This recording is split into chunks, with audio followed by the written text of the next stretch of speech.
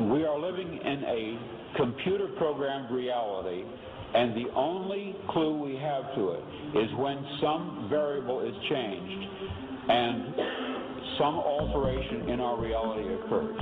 We would have the overwhelming impression that we were reliving the present, déjà vu, perhaps in precisely the same way, hearing the same words, saying the same words.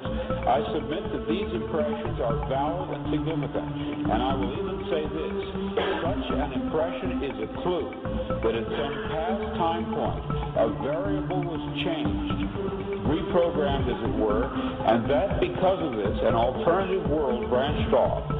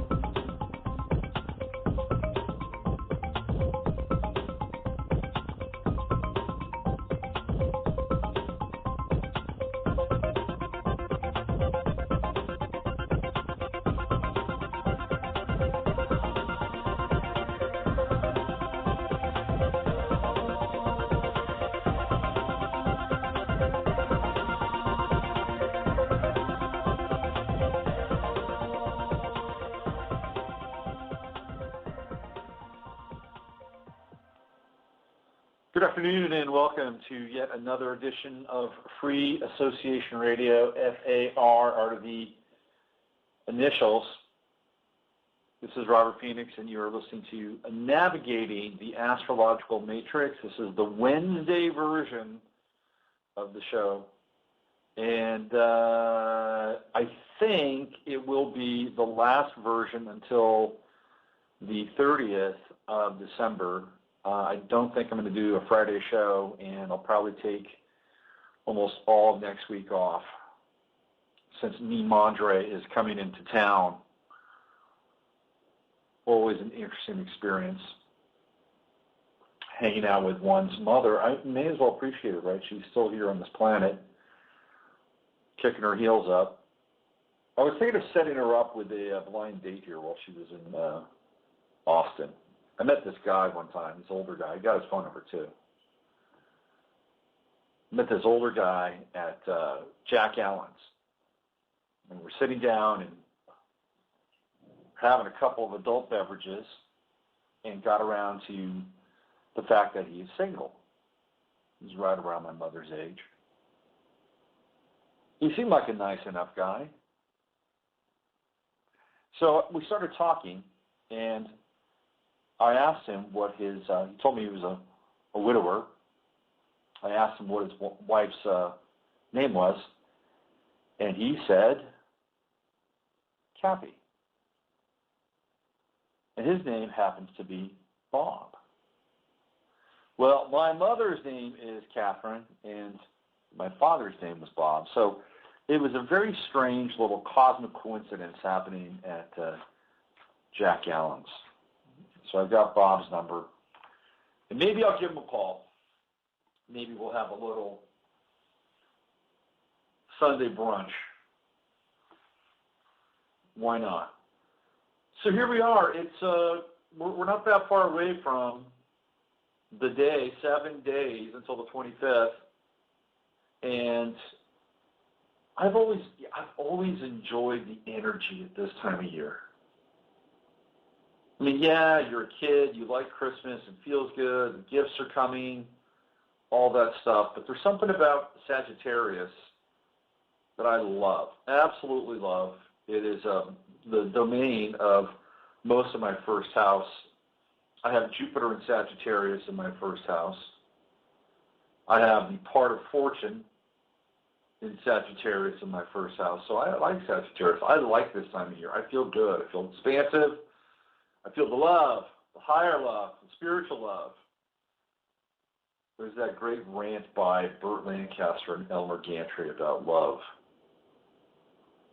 Maybe I'll try to find it during the break. I want to play that thing. That's a mind-blowing rant.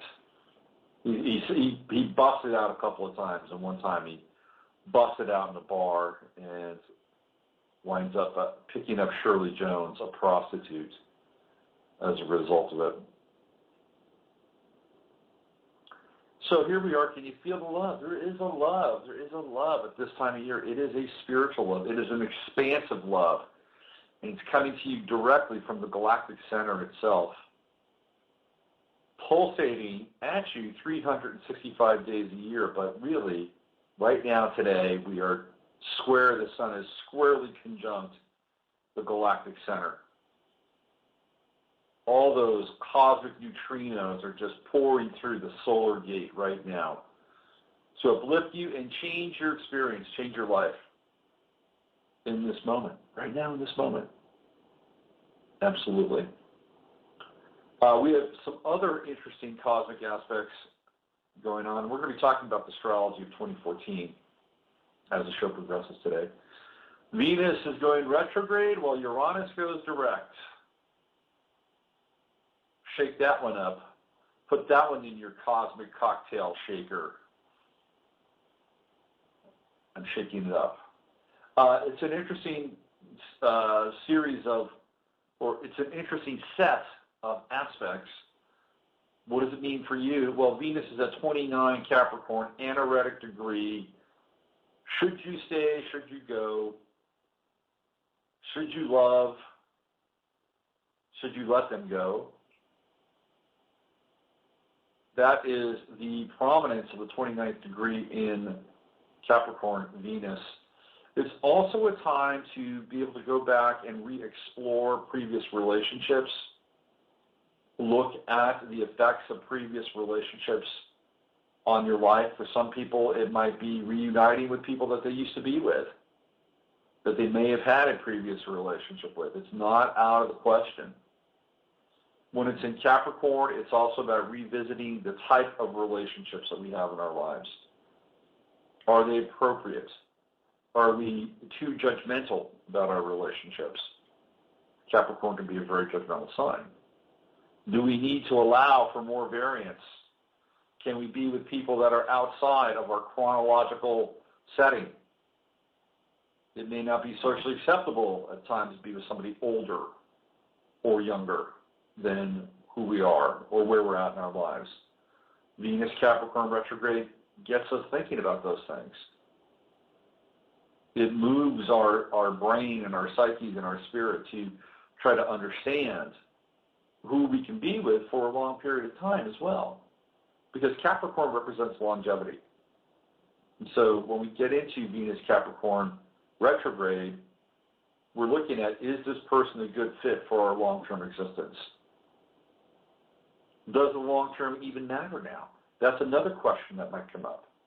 I mean, every day it seems like we are living with the imminent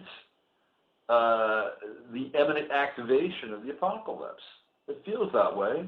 It feels like the other shoe is always about to drop on some level. Not all levels, but on some level. So if that's the case, do long-term relationships even matter? What's important now? Is it love? And is loving intensely for 3 months or 6 months a reason or a season, not a lifetime? Is that more or just as legitimate as somebody who loves for an extended period of time? Can we even quantify the quality and the nature and the resonance of our love? That's all Venus and Capricorn retrograde. These are all things we will be revisiting. And for many people, we'll also be revisiting our relationship with getting older, because that's what Capricorn is. It is about aging. 40 days, Venus retrograde, 40 days and 40 nights. Live it, breathe it, be it. On the other side, you'll have much more clarity about who you are, who you're with, and why you're with them, I guarantee you. Uranus direct is a whole nother piece. Uranus direct is, when we deal with the outer planets, we deal with them from a collective level, and we begin to see their impact manifest on the screens of the matrix-like theater that we're living here with on this planet, that we see on a daily basis through mass media, social media, whatever type of media. That's where a lot of the outer planetary action takes place. It does have an impact on our individual lives as well. It's kind of like God. God is this massive intelligence and life force, creates this matrix, this domain, this world, this dimension, whatever you want to call it. So there's this overarching game overseer director, aka God, right? But it also has a personal relationship with you, theoretically. And that's kind of like the outer planets in some ways. Not quite, but it's about as close of an approximation as I can get. So on a collective level, Uranus and Aries direct, well, that could be very interesting as it relates to personal and social revolutions. We're already seeing something happening over in Ukraine, not the Ukraine, but Ukraine. And that certainly has some resonance, especially as we look at Mars and Libra. Can there be more? Absolutely. Absolutely. But I also see that Uranus Aries direct will introduce a flood of new technologies, new patents, new applications in social media or on the internet. And that'll be, I think this will be a pretty interesting time. And not all of it is great, by the way. Not all technology is good. Not all technology is evil. It all depends on how we approach it, how we apply it. A lot of the great things about social media and social networking are also part of the honey trap of the NSA and the surveillance state. And we see the positive and negative, the light and the dark of how technology is manifested in that realm specifically. Yes, a couple days ago, and this is a Uranus and Aries kind of story, I was reading about how the tech barons of Silicon Valley are disgusted with San Francisco. We just lost a caller. Sorry, caller. Call back. It's always a bummer when people drop out. I feel like I'm being boring. It's like they just can't wait. They just can't wait to get a reading. Oh, yeah. Anyway, hang on. It interrupts my train of thought. That's okay. You can hang up if you need to. I understand. There's other shows out there. Maybe you can get in earlier and quicker. Anyway, I was reading this story about how the Silicon Barons of San Francisco and the Valley, but primarily San Francisco, because that's where the big explosion is taking place, Silicon Gulch. They think that San Francisco or parts of San Francisco are disgusting.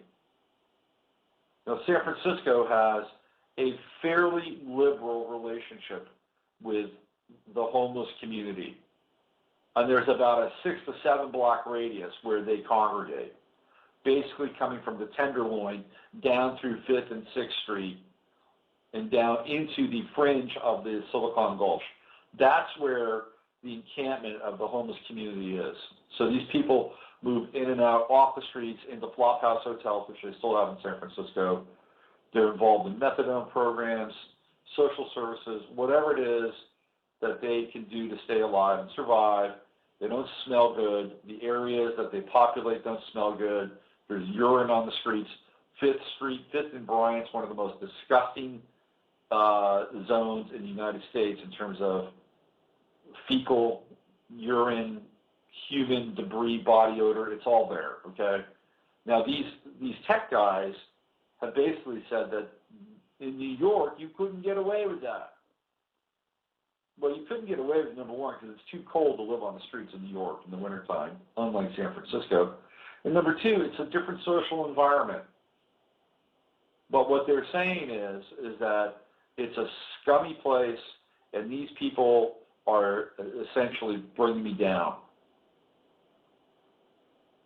They're bringing my trip down. Get them out of here.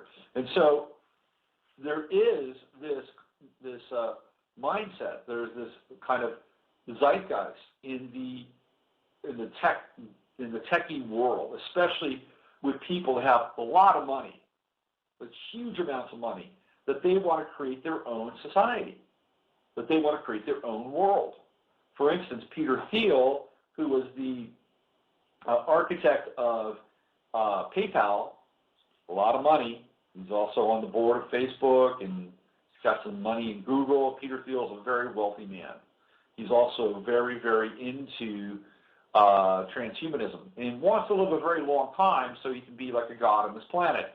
Hey, Peter Thiel, I understand it. You've got the dough. You've got the intelligence. Why not? Why not explore that? I understand it.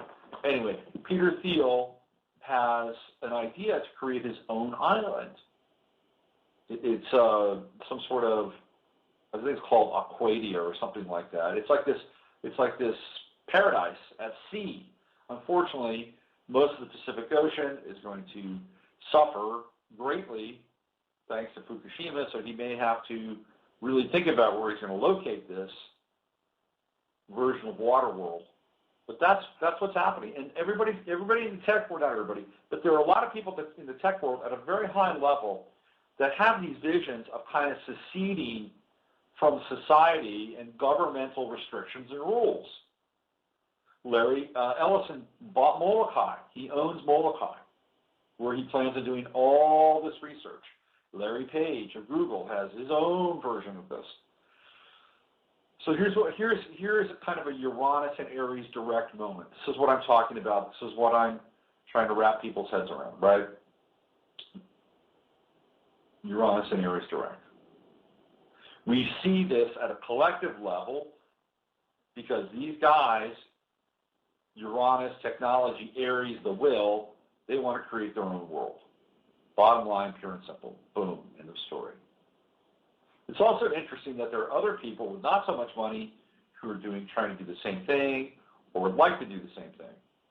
And these are people who live in places like West Virginia, Northern Colorado, and California, and they want to have their little communities broken off from the states that they're living in and having their own kinds of sort of bioregional commonwealths. I completely understand it, by the way. I completely understand the rationality behind it. However, it's not quite as tech,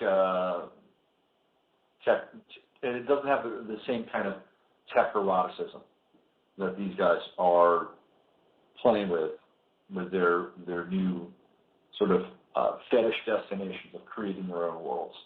It's a Uranus and Aries thing. So Uranus moving direct in your own life, well, we'd have to look at where Uranus is in your chart. That would be an important thing to do. But generally speaking, we can expect a speeding up of events. We can expect a speeding up of time to a large extent, even though time is very relative. But I do think that the Uranus and Aries direct will augur a period where things move very, very quickly in our personal lives and also in the general collective consensus theater, consensus reality theater. So you can cover a lot of ground with Uranus and Aries direct. And it is always, or will be over the course of the amount of time that it is in the sign of Aries, challenging us to re-examine and re-engineer in some ways our identity or our ideal of being an individual. Now, I wrote a piece about this. This is going to be going up on my blog later today. I may read it at some point during the show. Let's just get into a few of the aspects for 2014 that are kind of interesting. We do this every year. We kind of look ahead. Jupiter goes into Leo on the 17th of July, and it will be there until the 12th of August, until the following year. So just a little over a year. And Jupiter in Leo is a wonderful energy. It's playful, it's creative, it is sunny, it is optimistic, and it also favors the royal families and the ruling elite on this planet. Last time Jupiter was in Leo. Some not so great things happened. I hate to say it, but I am the bearer of bad news at times. Last time Jupiter was in Leo, we started this whole push towards hegemony and the marching orders of democracy into the Middle East.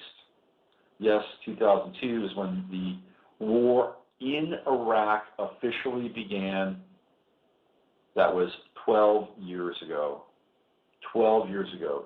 It was also the birth of one Department of Homeland Security, 2002. Yes, that's right, 2002. 12 years later, Jupiter in Leo comes back. What will that have in store for the Department of Homeland Security? I can tell you right now, they will expand. They will expand their reach. They will expand their role. They will definitely try to expand their powers. Look for more DHS coming to stadia and shopping malls and even schools near you while Jupiter is in Leo. It's also the time when Paul Wellstone passed away in 2002. Michael Jackson shook little Prince Jackson over the balcony with Jupiter in Leo, calling into question Michael's parenting skills. But Jupiter in Leo isn't all bad or dark. I mean, we were coming out of 9/11, 2001, when all of these things were set into place and allowed to happen. So unless there's another 9/11 on the horizon, Jupiter in Leo will be quite different this go-round. And perhaps it will sync up with Uranus and Aries nicely towards the end of 2014. And we all get a nice jolt of sovereign energy in our own lives, realizing that we are all part of the royal family of the universe. How's that sound? Does that sound good? Saturn will still be in Scorpio. It will be in the third decan. I talked about Saturn in Scorpio while I was in Colorado, and I'm going to do another show on Saturn in Scorpio while I'm there in a couple of weeks. And one of the things that I talked about was that we would see more experiences or more cases like what happened with Jerry Sandusky and Jimmy Savile as it relates to pedophilia and child pornography and child abuse and, you know, all that really nasty underbelly, dark, Saturnian, Scorpio kind of material. And sure enough, today there is an English rock and roller by the name of Ian Hawkins who was just sentenced to 26 years in prison for essentially being busted for having sex with an 11-month-old child, an 11-month-old boy. Ay, yay, yay. More Saturn and Scorpio, man. Can we handle that? Can we handle more revelations? We're going to have to, I think. We're going to have to because at some level we have to become aware of the depravity and what's behind it and who's driving these people to act in bestial ways. It's beyond terrible. Saturn in Scorpio reveals just how dark and deep the rabbit hole around this stuff goes. And it's not done, it's not over. We've got a whole year. And when we get towards the end of a sign, that's when people say in astrology that when you get to the end of the sign, the energy is dissipated. Yes and no. Yes and no. I have found that when you get to the end of a sign, as it relates to a transit, there is an intensity and a concrescence of the energy that manifests at the end. So in the last weeks of Saturn and Scorpio, we'll see intense Saturn and Scorpio before it transitions into Sagittarius on the 24th of December. Yes, Christmas Eve, Saturn moves into Sagittarius in 2014. And it will stay there for 3 years. Saturn will be in Sagittarius for 3 years.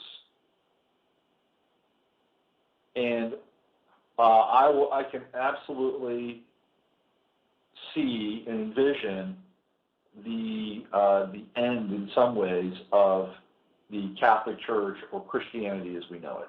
when Saturn goes into Sag. It's going to happen. We are on our way. However, there will also be, as a result, a kind of a backlash as well against what I would call the social justification or the social justice-ification of Christianity. You'll see people become much more involved in kind of roots-related Christianity. Now, I'm not talking kind of the Zionist, fusion, mongrel of Pentecostal faith that most people classify as Christianity these days, but kind of more ascetic, more desert-based, more mystery, roots-related, sort of faith-based versions of Christianity. I can see those becoming more popular as a result, as a backlash to what's happening. The greater picture with what I see as the dissolution of the Catholic Church over the course of the next 3 years. We have the first Pluto-Uranus square on 4/22 at 13 degrees. The sun is in Taurus at 1 degree. That's a biggie. If anybody is an amateur astrologer or an astrologer that listens to this show, cast a chart for 4/23/14. It'll blow your mind. It is a cardinal cross, and the sun is in Taurus, I think, at 2 degrees that day on the 23rd. That's the day I have penciled in as the day for a financial reset. And I don't care if I'm wrong. You can say, Robert, you were wrong. I don't care. That's the day I'm putting out there, and if I'm wrong, I'm wrong. And if I'm right, well, remember that I was right. 12 on 12/15/14, there's another square between Uranus and Pluto. There are two this year. That is 12 degrees. Uranus will be retrograde again during that time. I believe it goes retrograde that day. Another very interesting day. That is at the end of Saturn in Scorpio. That's the period I'm talking about before it just goes into Saturn in Sagittarius. Mars is in Libra, and will be there until July 27th. It's a love-hate kind of thing, that Mars in Libra. The true node goes into Libra on the 24th of March. Then it conjuncts Mars in Libra on the 14th of July. So that'll be a very interesting time. And we've gone through the true node in Scorpio. Now we go into the true node of Libra on March 24th. The true node in Scorpio has, in some ways, reified and backed up what was happening with Saturn in Scorpio. We've gotten a lot of scorpionic revelations and a lot of scorpionic content over the course of the last 1.5 to 2 years with Saturn. Scorpio being in the true node. When it goes into Libra, relationships, civility, finding win-win, synergy, integration is really the order of the day. And of course, the south node will be in Aries, which is where Uranus is. And that's a whole other discussion altogether. Venus in Leo, conjunct Jupiter in Leo. That'll be a great time, August 18th. So if you happen to have Jupiter in Leo and Venus in Leo in your chart, wow, circle that day. Mercury retrogrades, there are 3 this year, as there always are. On the 7th of February, Mercury goes retrograde at 3 degrees Pisces, and it goes retrograde into Aquarius. It goes direct on March 1st. So we are dealing with Mercury retrograde in the air signs this year. That starts off in water and goes to air. The second Mercury retrograde is on June 7th. It is in 3 degrees Cancer at that time. Then it goes into Gemini, and it goes direct on July 2nd. And then in October, on the 5th, Mercury is at 2 degrees Scorpio. It goes retrograde into Libra, and then direct on October 22nd. Black Moon Lilith moves into Leo this year, which is interesting. So what can I tell you about the Mercury retrogrades? The pattern for the Mercury retrogrades, it's going to be starting off in emotion, water, and then moving into air. So we'll be looking at the emotional consequences of our decisions and choices and bringing rationality or bringing clear thoughts or bringing reason or objectivity into play as a result. This will be the pattern for Mercury retrograde over the course of 2014 and the 3 Mercury retrograde cycles, objectively viewing our emotional choices. Let's see. There are lunar eclipses and there are solar eclipses. On April 15th, there is a total lunar eclipse over Eastern Africa, the Middle East, and part of Russia. On October 8th, there is a total lunar eclipse over all of Africa, the Middle East, and Western Europe. The solar eclipses are occurring on April 29th, and that's an annular solar eclipse, and you folks in Australia will be able to see it. And on the 23rd of October, there is a partial solar eclipse over the western part of the United States. We'll be able to see that here. Let's see. There is a comet coming into our consciousness in 2014, and it is a close encounter between Mars and Comet C 2013A1, sighting spring. In 2014, it's created an opportunity and an anxiety in scientific circles. Scientists are in the early stages of assembling a comet watching campaign that uses a spacecraft currently orbiting the red planet, as well as rovers on the Martian surface. So we could have a comet collision with Mars in 2014. Could have. Let's see. What else do we have here? This Mars-bound comet was discovered by Rob McNaught on January 3rd at Sighting Spring Observatory in Australia. Scientists estimate this comet arrived from our solar system's distant Oort cloud and has been on a more than 1 million year journey. The comet could contain volatile gases that short period comets often lack due to their frequent returns to the sun's orbit. Apparently, Ison did not dissipate. It is now through the sun, just like Lovejoy. That's an initiation in the ritual, isn't it? Passing through the sun. Well, the sun is electric. It's not as hot as we think it is. Okay, so those are your hits.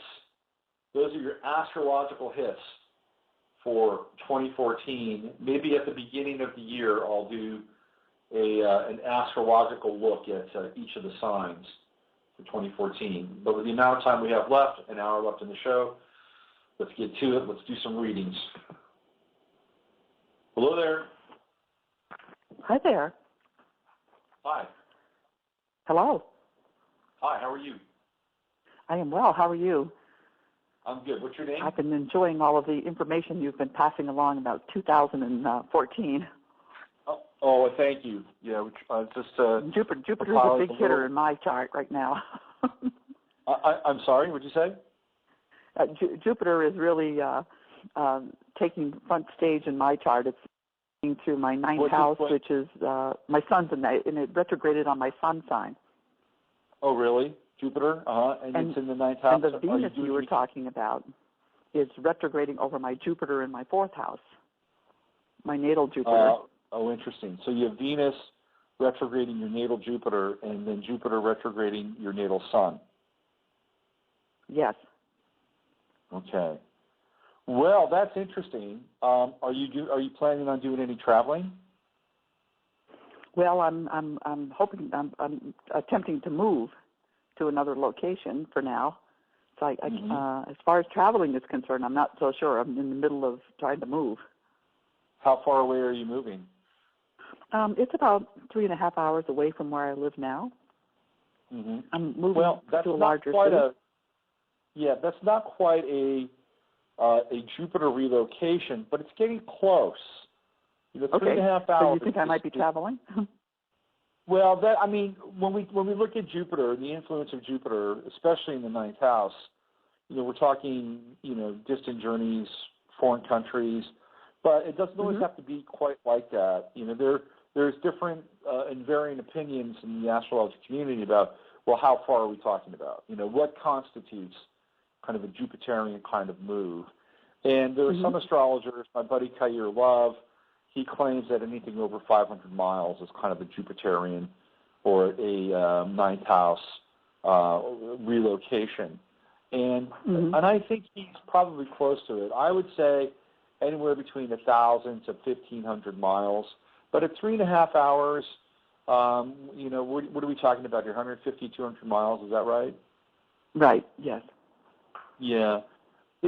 I would say if we looked at it, let's just say, for instance, that this was the 1900s, right? And we didn't have the same kind of opportunities and options to travel quickly, then 150 miles to 200 miles could very well be on the verge of kind of a Jupiterian or Sagittarian or ninth house type of move. I could see that actually. Right. But because we have shrunken our travel time, we have to extend those demarcations out a little bit further. So you're moving to a city, is that correct? Yes. Okay. Well, that's a Sagittarian kind of move or a Jupiterian kind of move. Jupiter and Sagittarius really enjoys two very different and distinct domains. One is nature and being in the wild, and the other is a very cosmopolitan or metro type existence. So living in close that's to what the I'm doing. I'm moving from isolation to the city. Or nature to city. That is a Sagittarian, Jupiterian retrograde kind of move, and especially if it's conjuncting your sun, this will provide you with a lot more intellectual stimulation, cultural stimulation. You get to learn. You might even take some classes and decide that you might want to go back to school as a result of this. You know, and it may not be a full-blown degree or anything like that, but you may decide to take some classes and study some things. So I think that's an interesting move, and I certainly think it qualifies as a ninth house move. It also will help remind you of who you are. And like, oh yeah, I enjoyed doing this. Oh yeah, I forgot how much I enjoyed going to the museum. Or, oh my God, you know, I couldn't get this kind of Thai food where I lived. I mean, I was able to get a really great burger, but man, this Thai food is exceptional. I love tasting foods from other countries. It's that kind of remembering about certain aspects of who you are, because it's going to be on your sun. And also you have the potential of feeling as though you are coming home. You are having a return to a type of home or type of consciousness related to home that will be quite nice for you. And I've had these experiences before, not in the same way with Jupiter going retrograde over my sun, but going to a place where you don't necessarily know a lot of people, where you don't know anyone, and all of a sudden you feel welcome. People say, hey, nice to meet you. You know, we're having a get-together at so-and-so's house. It's a potluck. Why don't you come on over? So there's an opportunity for this kind of activity to take place as well. Now, Venus going retrograde in your fourth house, and that's going over your natal Jupiter. Is that what you're saying? Yes, and that's on the cusp of my fourth house also. Okay. So that would be something along the lines of revisiting past relationships. And I kind of talked about that at the beginning of the show. And some of it is just in the mental sphere where, you know, we look at things, we go down memory lane, we see how certain people have impacted us both positively, negatively. Sometimes there's sadness, sometimes it's bittersweet, sometimes there's joy and thankfulness. And other times this can actually result in a physical encounter or meeting with somebody who you used to be a part of your life. And it could be somebody that you've known and have been in a relationship with, but it may not be. It could be somebody that you went to school with, that you were in high school with or college with. It could be somebody along those lines. It could also be on a more esoteric level, especially if we're dealing with Capricorn and the whole notion and concept of time, somebody that you might even have a past life experience with, and that you'll be like, oh, yeah, I remember this. We did have a contract. We did have something that we needed to work out during this time. Well, what do you want to do? You want to explore it? Is it something that we both want to do? I mean, just because you have a contract with somebody in a past life doesn't always necessarily mean that you have to live it out. I mean, you can say, hey, I've moved on in this lifetime. I've acknowledged we have a contract. Are you free? Yes, you're free. Am I free? Yes, I'm free. Then we can move on. But you can choose to explore that again if you want to. So that's another option with Venus retrograde Capricorn going over your Jupiter on the cusp of the 4th house. So it sounds like you've got a lot of interesting things going on in your chart. Oh, yes, I'm very excited about it. And you want to share with us what city you're moving to? I'm just moving to the city of Portland, which is in Maine. Okay, so you're going to that's really interesting. My good friend, Richard Grossinger, who's been on this show, has just bought a house in Portland. Oh, interesting. He's moving too. He's moving from California. Now, he's really doing the Jupiter Sagittarian 9th house across the sun. He's moving from California to Maine. So he'll be there in Maine all over the year. You should look him up. Richard will show up somewhere in Portland doing a reading or being a part of like some panel or something. If you see his name there, go visit him. Go see what he's talking about. He's really fascinating. One of the brightest guys that I know. So what is his last name? Grossinger, Richard Grossinger. And for people who are a little bit older, you may remember the Grossinger resorts that were in I think it was the Catskills during the 50s, the 40s, the 50s, and the 60s. His father was part of the Grossinger family. In fact, if you watch the movie Dirty Dancing, the resort that is in Dirty Dancing is based on the Grossinger resort that was popular in that area during that time. Richard's a good guy, and if he's around in public, and this will be in the next few months, go visit him and see what he's talking about. He's interesting. Well, good luck to you on your move. Is there anything else you want to talk about or share with us? No, that was terrific. Thank you. Okay. Do you want to be placed back on hold, or do you want to go off and do your day? You can. I'll just listen on the computer, so you can hang me up. Okay. Have a great day. Okay. Okay. Thank you. Bye-bye. All right. I tried to get her name out of her, but it didn't really happen. Let's go to the 760 line. Hello? Hello? Hey, welcome to the show. Hi. Who's this? This is Darlene. Hi, Darlene. Hi. I wanted to get a reading. Okay. Are you on your speakerphone? I'm on my Bluetooth. Your Bluetooth. Do you need me off of? Yes. Do you need me off of that? It's a little boomy. I can probably work with it, but it's just a little on the boomy side. So let me go in here and let me get the chart software primed up and running. Here we go. How are you today, Darlene? I'm doing pretty good. How are you? I'm great. Where are you calling from? California. Are you calling from San Diego? No, in fact, I'm calling from the Upper Desert. It's Hesperia. Yeah. Hesperia. Okay. All right. Are you near? Oh man, what's the name of that place? It'll come to me. All right. Let me get into your chart. Let's go here and here.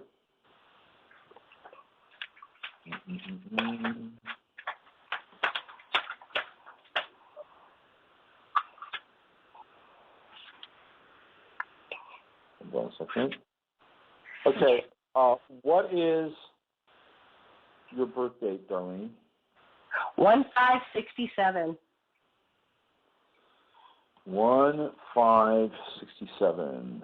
Okay, we have January 1567. And the time you were born? 11:48. AM or PM? p.m. Okay. And where was that? Glendale, California. So the city I was thinking of was Victorville. Are you near Oh, yeah, Victorville? Just around the corner from it. That's what I thought. One time, this is funny, I'll get to your reading. One time I was in Berkeley. This was probably about 5 years ago, 6 years ago. I was in Berkeley, and I was at an intersection, University Avenue and San Pablo Avenue. I was driving my SUV. My kid was in the car, and we are going straight, and next to me was this RV. It was a big RV. You don't normally see these big RVs in that part of Berkeley. And as the RV gets the green light, it gets so close to me that it sideswipes my car, it busts off my side view mirror, and I've got a nasty dent in the side of my SUV. So I follow the RV, and I pull the woman over. It's a woman who's driving, and she opens this RV. She opens the door of the RV, and I look in, and there are all these Buddhist monks on the inside of this RV, and they're all sitting around laughing. They think it's hilarious that she hit my car. Like, it's really funny for them, right? And I'm like, it's like, it's one of those moments in like a David Lynch movie. You open the door, and then there's these Buddhist monks laughing at you, you know? So I asked her, I said, so where are you from? And she said, I'm from Victorville. I'm driving these guys around. And it's like, okay. Anyway, let's look at the chart. Okay, what do you want to know? What's on your mind? Where do you want to take this? Just a general. What's going on? Obviously, I didn't win the lottery. But I guess I had to play. Well, let's see. Now, okay, why don't we start there? Because Jupiter is in your 10th house. We're talking about abundance. You've got a great chart, by the way, really interesting chart. You've got a grand trine. You've got that kite pattern with the grand trine with the sextiles coming off the bottom. So it's like an inverted kite. And then you also have some really interesting other trines happening where sextiles happening related to that. So you've got a fascinating chart. You've got some oppositions. You've got a really interesting and dynamic square between Mars and the Sun in your chart. I would say that you have a lot going on. You've got Uranus in the 7th house, which essentially means that you are going to have the opportunity to experience a variety and really interesting, eclectic, different types of relationships and partnering. You're going to have a Uranus-Mars opposition in 2014. You've got Mars in Libra. Uranus gets up to 16 degrees. It goes backwards, and it goes ahead in 2015. So you're going to have this Uranus-Mars opposition roughly for about a year and a half. And the Uranus-Mars opposition is like a battle of wills. And because you have Libra on the ascendant, people who have Libra on the ascendant, they're not necessarily placators, but they will at times kind of go along with the party line in order to be peaceful or to mediate, to find the middle ground for various parties, disparate points of view. But with Mars there in the 1st house, squaring your Sun natally and squaring your Mercury, you're not a typical Libra rising. You have a lot of willpower. You say what's on your mind. Sometimes you piss people off. That's not going to get any different in 2014 and 2015, especially with Uranus on the back end of your Mars Libra in the 1st house.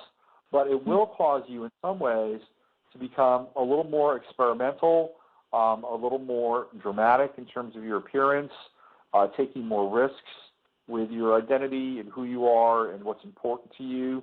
And it's the people who you will meet that will kind of activate that and spur that for you. Pluto is at, let's see, it's at 9 degrees right now. Pluto's at 9 degrees. I think it's 10 by the end of the year. And you have Mercury at 8 degrees Capricorn. So Pluto is just moving off your natal Mercury, and it's moving off of your descendant and off of the opposition with your midheaven, and it's moving towards your Sun, which is at 15 Capricorn. Pluto gets to 13 Capricorn in 2014, so it's getting closer and closer to your sun, which means a potential for a profound personal transformation, especially as it relates to where you live. Pluto in the 4th house demands that you transform your living conditions either through renovation and building something new, or and perhaps even burning down existing structures. Part of a Pluto 4th house experience would be something like deciding that you wanted to buy a new house but buy a distressed property, and you'd want to knock down all the walls except for one because that's what the city allows you to do, is to keep one standing wall. That's a Pluto 4th house kind of experience. It could also indicate the need to have a completely new home, sell the current home that you're in, because what we're talking about here is we're talking about the transformation of your identity. And when the sun is in the 4th house, the identity is very much related and connected to the notion of home, where you live, your property, all the things that surround you. Now, Pluto will also be starting to go into trine with your natal Pluto in the 12th house. It's a Y trine. It's a 7-degree orb. It gets stronger and stronger and stronger as you go through 2015 and 2016. But that trine is also going to be good for you because it's going to, in some ways, free up the mystery of your 12th house, because you have Pluto and Uranus in the 12th house. Those are very powerful planets to be hanging out there. They oppose your Saturn. They oppose your Chiron. You have the potential to be a really powerful, what we would call a spiritual or energetic healer, and perhaps Pluto on your sun, beginning to trine those planets, will activate some of those latent or dormant healing powers in your life, because you're here to have some kind of spiritual work or spiritual ministry with both Saturn and Chiron and Pisces over there in the 6th house. So you're here to serve, and perhaps this Plutonian entrance, or the Plutonian moments where it gets closer and closer to your sun and begins to extract the spiritual mystery of the 12th house, will be the start of that for you. You're not close to going through your Chiron return. That's a few years out. Neptune is still a ways out from Chiron. But that does not mean that both those planets will not have an impact. Chiron will get closer to your 6th house in 2014. So Chiron's entrance into your 6th house also signals that you need to be a little bit more aware of your health, what you put in your body, what you're drinking, what fluids you're imbibing. If you are somebody who drinks alcohol, you may want to reconsider that, even if it's not at an addictive level. So Chiron's entrance into the 6th signals a time when you need to become more body aware. And it's all about fluids. It's all about blood. What are you putting in your body? How is it affecting your blood? Saturn continues to move forward in 2014 for you, and it's the activator of your Grand Trine. Your Grand Trine's a little wobbly. It's almost like a delta trine in some ways.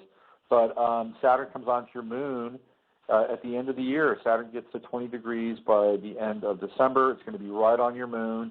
And for most people, Saturn on the moon can be kind of an isolating and at times even chilly experience. But for you, it trines your Pluto, your moon trines your Jupiter. It trines your Saturn, your natal Saturn. It trines your natal Chiron. So there is this kind of idea or this notion of activating dormant emotional energies or stagnant emotional energies in your life. And there is at times when we see Saturn on the moon or even Saturn on Neptune in the 2nd house, there can be periods where you're wondering whether or not you have enough material resources, or whether or not you have enough firewood to last through the winter, or whether or not you have enough kind of emotional resources in your life. But it doesn't appear to be that for you. It actually appears to be a time where you can get very clear and figure out where you want to take your emotional intention, where you want to take your spiritual intention. The Neptune moon conjunction in Scorpio is very, very powerful. And this time at the end of the year offers an opportunity for you, because Saturn is not going to be coming back to your moon for another 28 years, right? It's a complete emotional reset. So it offers you the opportunity to say, where do I want to go? Where do I want to go? Where do I want to take my emotions? Where do I want to take my intention? if I wanted to really believe that I have the ability to do whatever it is I want to do or need to do as a result of the universe participating with me, what would that look like? How would that feel? Mm-hmm. Where would I take it? That's Saturn on your moon and Saturn on your Neptune in the second house, activating all those angles and points on your grand trine, and even other planets, the sextile towards Pluto and Uranus in the 12th, and the sextile towards your own sun. So the end of the year is a really powerful and dynamic year for you, where you can not only set the course for the coming year, but you can set the course for the next 28 years of your life, because that's where Saturn is on your moon. And finally, Wow. Jupiter in your 10th house is an indicator that you can expand in any kind of work that you have any kind of emotional connection with. Anything that nurtures you and nurtures other people in their life, the universe, the grand operating, the director of the cosmos says yes. Expand in areas that nurture you and other people. And, traditionally those things look like nursing, restaurant work, hospice care, any kind of creation of clothing, sewing, knitting, anything that nurtures, keeps people warm, feeds them, takes care of them in times of need. That is certainly well aspected and positively blessed, or blessed in general. We have to use a double positive on that. Blessed in your chart. Jupiter, you will have a Jupiter return in 2014. You do have Jupiter in Leo. So at in July, on the 17th of July, when Jupiter is on your Jupiter, throw yourself a party. Maybe that's the time to buy the winning lottery ticket. So there you go. There's your chart, near and long term for you. Cool. All right. Yeah. All right. Well, Okay, thank you for calling in. Yeah, thanks for calling in, and watch out for those Buddhist monks in Victorville. I will. Thank you. Okay, bye, Darlene. Bye-bye. Okay, there you go. The lines are open. 347-308-8995, 347-308-8995. We've got 32 minutes left in the show.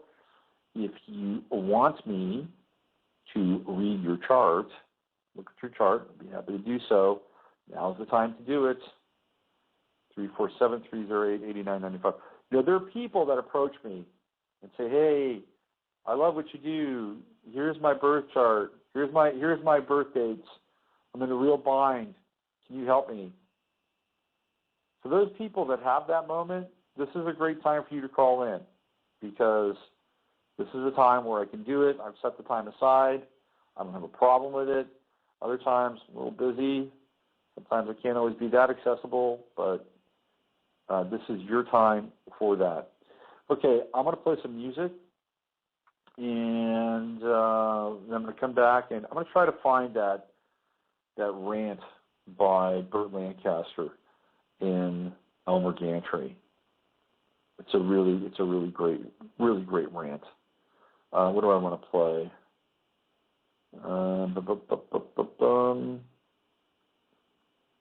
I never get tired of Testing 1, 2, 3 by Stephen Michael Hill. I never get tired of that. And it's only 3 minutes and 6 seconds. Let's play it. Stephen Michael Hill, the scorching guitar of Eric Clapton's illegitimate son.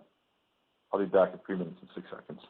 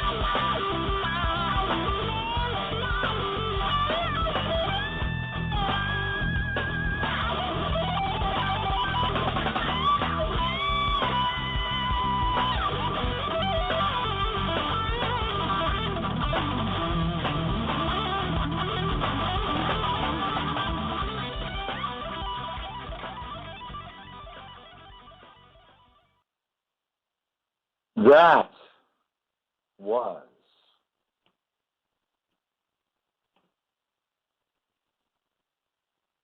testing. 1, 2, 3.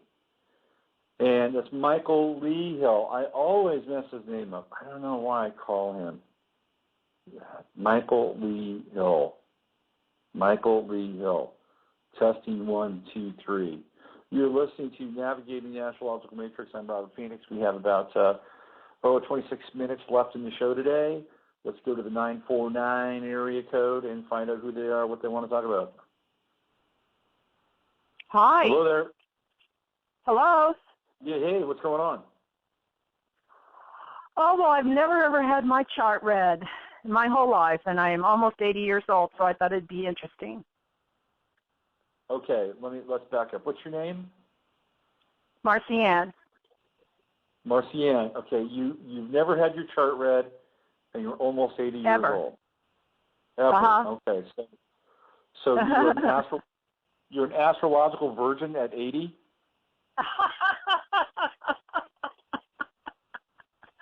Have you ever had one before? Hey, what did I do to deserve this? This is amazing. This is well, totally new. You know, I had a Christian background, and it was taught to me originally that you know, it was a cult and things like that. But I'm now a metaphysical minister myself, so I know the truth, more of the truth. So I just thought it would be very interesting. I was born May 9th, 1934 at 12:08 a.m. Okay, May 9th, 1934 at 12:09 a.m. 12:08. 12:08 a.m., okay. A.m. Just barely made it onto the 9th. Yes, here we go, 12:08. All right, and where was that? Indianapolis, Indiana. There is a passage from the Bible where Jesus says, you shall know a man by his nativity. And it makes a kind of a strong case for you shall know a man by his natal chart. That's what I think he's saying there. Indianapolis. Well, also that gives us a signature, a vibrational signature that is unlike anyone else's, too. I've learned. That's right. Absolutely. Yes. So there we go. It's how all of this new technology is working and can work remotely. Is because they just take that signature, that individual signature, you know, like my voice pattern, my fingerprint, my everything about us is individual and singular. So I just thought that I should have a look at this aspect of it as well. Okay. Well, congratulations. You're about to understand that you are an Aquarius rising, which is really? which is a perfect fit in many ways because the Aquarius. We're in the Aquarius age now. Well, theoretically, this is true. You know, and it rules astrology. So, and it is also the sign of the rebel. So you have that on your ascendant, and your movement towards a different type of metaphysical Christianity is fairly strong and evident here as far as I could see. It would be in some ways slightly inevitable because you also have your true node in Aquarius, and it's at 14 degrees, and the true node is, I like to call the true node the true north of the charts. It's where you have to go in order to actualize the energy of the true node and the sign that it's in. So for you, it's about the self. It's about the individual persona. It's the imprint that we impress upon the world on a daily basis with our identity, which evolves over time through the persona. We become our persona more than we become our sun sign as a result of the interaction through the ascendant over the course of a lifetime. So you are more Aquarius now than when you started off when you were young. When you were young, you were the core, you were the essence. You are a Taurus, and you have a lot of planets in Taurus. You have Sun, Mercury, Mars in Taurus. But it also, with those planets, gives you, there's a trine. You have a trine to Neptune in Virgo. And those planets all trine your Neptune in Virgo, which gives you a very spiritual Piscean sort of angle and cast to your chart, because Neptune is the sign of quote-unquote spirituality, or the dissolve into the greater essence of who we are. It is the formless, it is the boundless, it is the nameless one. That is what Neptune represents. And the trine is a very, positive and sympathetic angle to Neptune. So your willpower, which is Mars, your ability to think and communicate and share knowledge, which is Mercury, and your soul essence in this, or the essence of your soul projected into this lifetime, which is Taurus, they all trine Neptune. So this is a very powerful, and you don't have, I think you only have, you only have one other trine in your chart, and that's the trine between What is Pluto a trine? A trine is an angle, I believe it's 110 degrees, and it goes from one planet to another in your chart, and as a result, there is a flow with the trine. It's like you're born with it. That's the aspect of the trine you're born with. The sextile is an aspect where you get to practice the energy that is connecting two planets. There are squares, and squares are different energies. They're more demanding. They're kind of like working out. And you have some in your chart. But I'm really I'm interested in the trine between Taurus and Mercury and Mars, all of which are the Sun, Mercury, Mars, all of which are in the sign of Taurus. And they're very grounded sign. It's a very grounded sign, Taurus. It's very earthy. And people that have a strong assemblage of planets in any sign, but particularly in a fixed sign like Taurus, once they understand something and know it, they know it. They know it through and through. They know it through from the tips of their fingernails to the tendrils of their hair down to their toenails. They know it. They embody it. Once they know it, they get it. Well, I've always called that my I have to know absolutely everything about it type, thing. But then as I've gotten older, I find you just don't ever learn everything about everything. Right. This is true. Absolutely.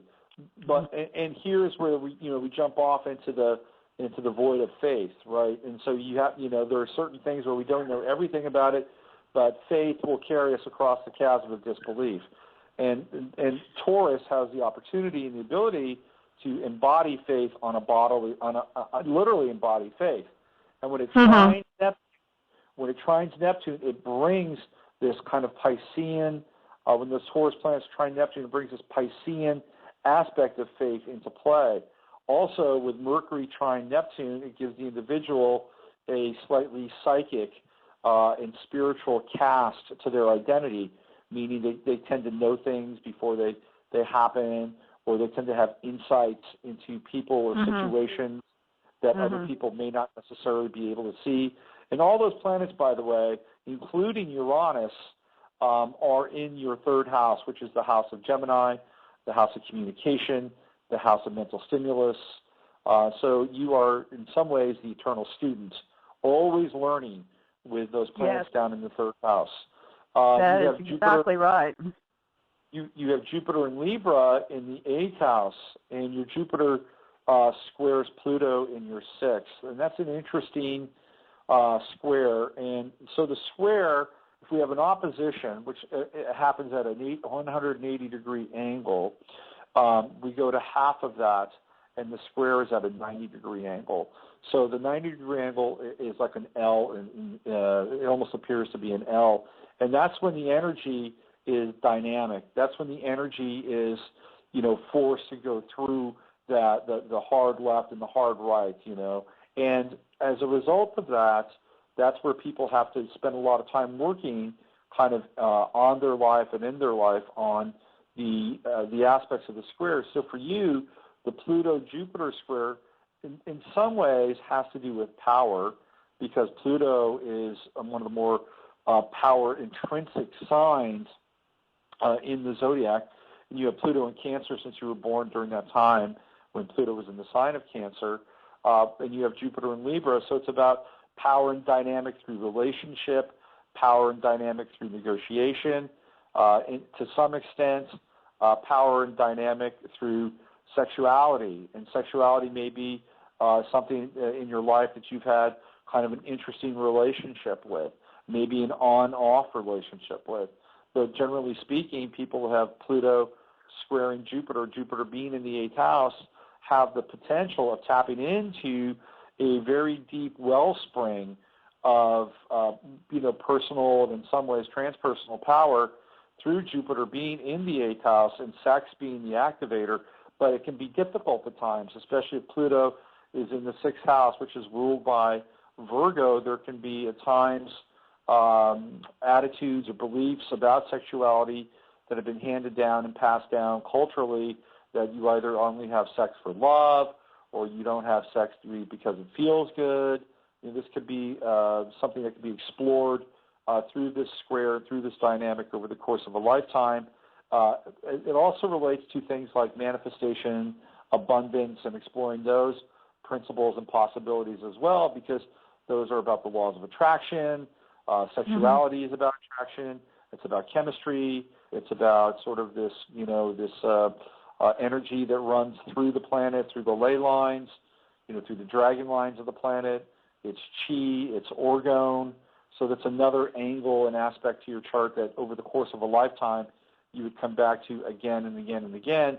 And it's generally through other people that you would have this point of contact with, because that's Jupiter, that's Libra, that's relationship, and exploring some of these things, at times almost even in secret with other people, that you may have relationships where these dynamics come about that are sort of apart or away from the rest of the world, or certainly from the society or the culture that some of the attitudes, beliefs, morals that you've inherited would exist in. Let's see.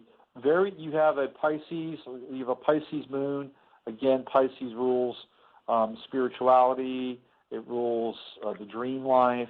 It rules film and poetry and madmen and madwomen and all kinds of really interesting things. And you have a strong time between the Pluto and the moon, which gives you, again, this kind of spiritual, transformational, very deep, very poetic kind of emotional vibration in your life and in your chart.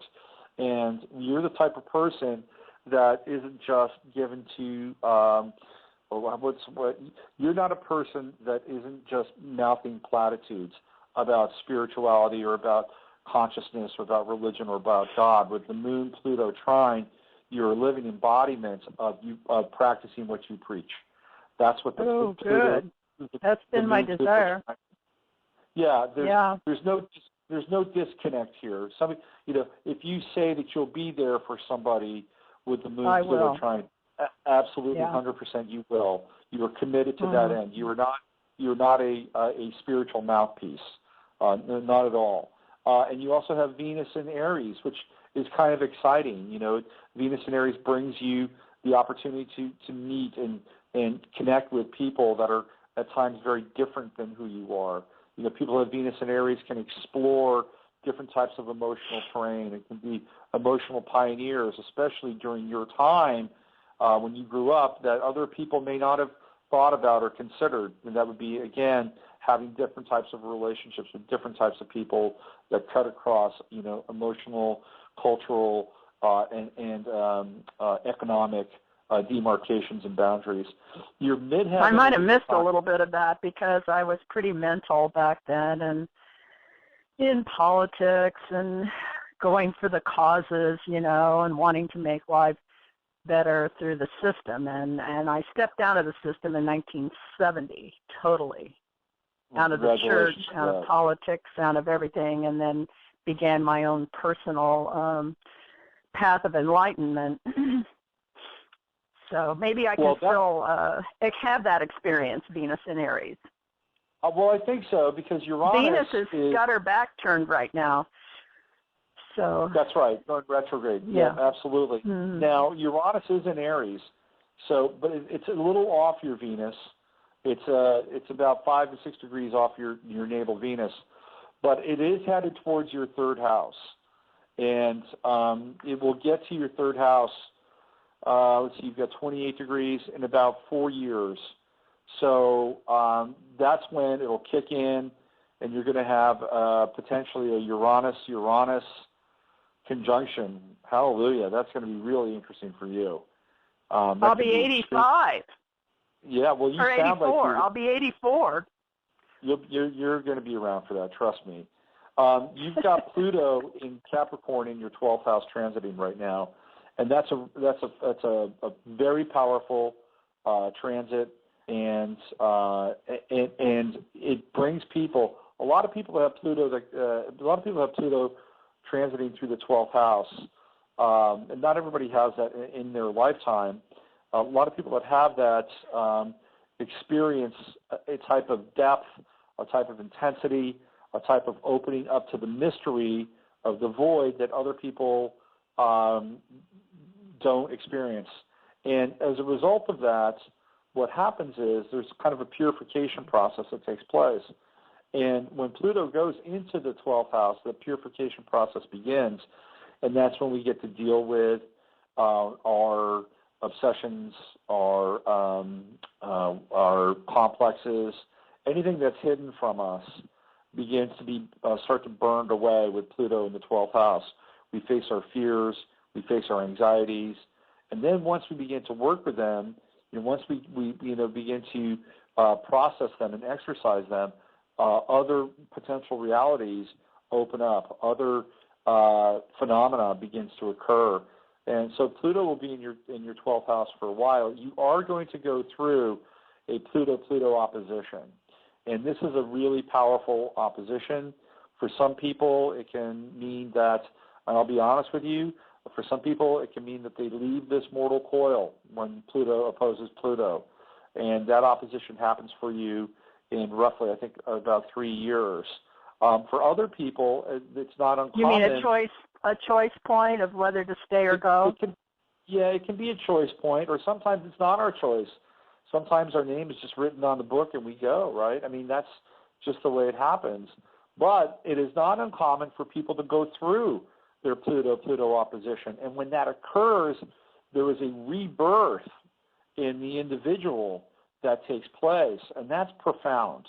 And that's when I think really sort of the wisdom of the ages opens up, when you get through that Pluto-Pluto opposition. So I think you've got some really interesting terrain ahead of you. My sense is that you get through that Pluto-Pluto opposition. My sense is that you're going to see Pluto hit your ascendant, and that'll be a really interesting time for you, because that's when everything, I think, in your life and everything that you live for and work for crystallizes into one clear, precise point in time. And if there's anything that resembles what we would call enlightenment, my best guess is that that's your time. And that experience is a window in your future. And enlightenment can happen anytime theoretically if you're open to it and if you even want it. Enlightenment isn't the greatest thing that can happen to anyone. It can be very depressing, to be honest with you.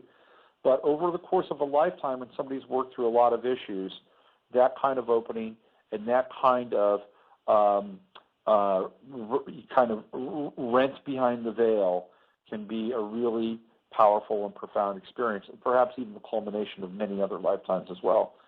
So there you go. There's your chart in a nutshell, and I hope it was good for you. It was good for me.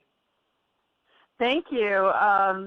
You use a lot of terminology I'm not as exactly familiar with, but I can do some research on the internet and find out what nodes are, and let's see, what were some of these other words you used? Trine and sextile. Yep. If you send me an email, I'll give you my email address. It's rpm1122@yahoo.com. RPM 1122 at yahoo.com. I will send you a copy of your chart, and you can look at it. Oh, thank you. And then I can research it more. That's right. Absolutely. Well, thank you so much. I think I chose the right person for my Virgin reading. I think you did, and I enjoyed reading your chart, and just keep on doing your thing. and keep on. I also am on Blog Talk Radio. Oh, really? What's your show? It's called Say What? Say what? Say what? Say what? When? Where? And why? The question I've asked my whole life. So, So I'm on Sunday nights at 7 p.m. Pacific Coast time. Sunday night, 7 p.m. Pacific Coast time. Mm-hmm. Say what? There we go. Say what? Marcy Peak. You also, really quickly, you have Uranus will be sextiling your true node in 2014, and that'll be really, really what fun. What is true node? Do you have time to? The true node is the true node is very close to the north node. It's an approximation of the north node of the moon, and the moon's lunar nodes, the north node, the south node, they're like the poles of the Earth, right? The north node and the south node. And so, and they move, they shift. And when you were born, the moon's north node or / true node, the approximation of the truest point of the north node, was at 14 degrees in Aquarius, which means that the south node would have been in the sign of Leo. And in basic astrology, some astrologers don't use the nodes. I like the nodes. I think they're important. They are like I said, they're the true north of the chart. And if you want to find the direction to go, you go and access the true node, or just a few degrees off of it, the north node. And it's usually 1 or 2 degrees. And that's where you need to put your energy in the chart. And for you, it's your identity. It's your identity. It's who you are. So you say it's coming into Uranus now? Uranus is in the sign of Aries, and it gets to 16 degrees in 2014. So you're going to have a Uranian booster pack coming into your life in 2014, which means there's more opportunity to experience your individuality, to see how we're all connected, to explore technology, the good and the bad, the light side and the dark side of technology, how it connects us, like we're being connected right now through Blog Talk Radio, explore this information, but also how it leads towards things like the security state, the surveillance state, all the biometric encryption that we're potentially going to be looking at here over the course of the next few years with Uranus and Aries. Also, you could expect more information around places like Atlantis to come into your consciousness, because I think you have a very strong Atlantean connection in terms of past lives. If you haven't done so, check out Edgar Cayce and some of the stuff that he says about Atlantis. That might ring really true for you. So, well, there we go. Send me an email and I'll send you your chart, okay? Thank you so much. Enjoyed it very much. Okay, you're welcome. And that's Say What on Sunday nights, Blog Talk Radio, 7 p.m. 7 p.m. Pacific Standard Time. Sorry, I cut her off. I didn't mean to. I thought we were done. Okay, we've got 4 minutes left. And I want to thank everybody for chiming in and listening and being a part of the show and allowing me to have a very intimate connection with you, because when I read your chart, it is an intimate connection. We are looking behind the veil at your cosmic essence, and it's a great honor for me to do that, and I thank you for that. Check me out at Blog Talk Radio.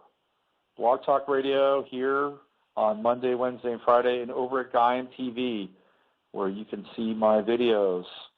And my latest one being about the birth date of Jesus. I will have my next blog post up here, hopefully in the next hour. I just have to add some images and it references what I talk about on Gaiam and some other material as well. So I don't think I'll have a show on Friday, but I will be back, I think, not next week, but the week after that. So the 30th of December will be the next show. The 30th of December will be the next show. So that's it. I've been asked if I can post the eclipse dates on my page. I can do better than that. I can do better than posting the eclipse dates on my page. I can post them right here Hope I can't. You know what? Blog Talk doesn't allow me to cut and paste for whatever reason. I've tried it before. I'll put it on my page. All right, that's it. Use your head to discern what's real, your heart to discern what's possible. Have a great solstice, and I will see you guys back here on the 30th of December and all that goodness. This is Robert Phoenix. You've been listening to Navigating the Astrological Matrix. Here is Philip K. Dick. Merry Christmas. We are living in a computer-programmed reality, and the only clue we have to it is when some variable is changed and some alteration in our reality occurs. We would have the overwhelming impression that we were reliving the present, déjà vu, perhaps in precisely the same way, hearing the same words, saying the same words. I submit that these impressions are valid and significant, and I will even say this: such an impression is a clue that at some past time point a variable was changed, reprogrammed as it were, and that because of this an alternative world branched off.